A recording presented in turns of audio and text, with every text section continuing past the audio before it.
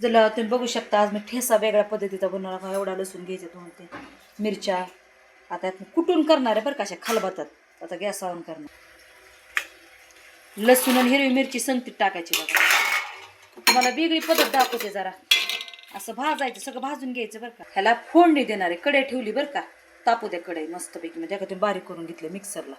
त्याला तुम्ही बघू शकता वेगळी पद्धत तुम्हाला दाखवते. आणि तुम्ही ठेसा हा करूनच खाणार. तेल टाकते, बघू शकता तुम्ही. कढीपत्ता थोडा, मोहरी टाकली बरं का, थोडी तडको द्यायची जरा. कढीपत्ता गॅस स्लो करायचा. आता कांदा टाकायचा, चांगलं भाजायचं. कांदा टाकलाय बघा, तुम्ही बघू शकता. आता त्यात तिखट टाकायचं.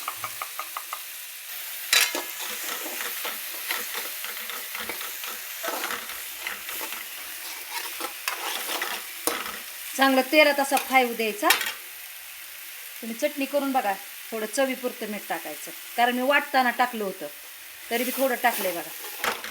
तुम्ही ही करून बघा, इतकी सुंदर होती ना, तुमच्या तोंडाला पाणी सुटलं. बघा झालाय ठेसा एक नवीन पद्धतचा. तुम्हाला मी दाखवते एका प्लेटमध्ये काढून, किती सुंदर झालाय बघा. बघू शकता तुम्ही कशी झाली चटणी. आवडला का तुम्हाला आमचा ठेसा? लाल मिरचीचा कांदा वगैरे टाकायचा बघा, मस्त खूप सुंदर लागतो बघा. तुम्ही करून बघा बरं का. थोडासा मॅगी मसाला टाकला तरी चालतो बघा. हे 2 दिवस टिकतं बघा. तुम्हाला हा माझा ठेसा आवडला असं तुम्ही माझ्या चॅनलला शेअर करा, लाईक करा.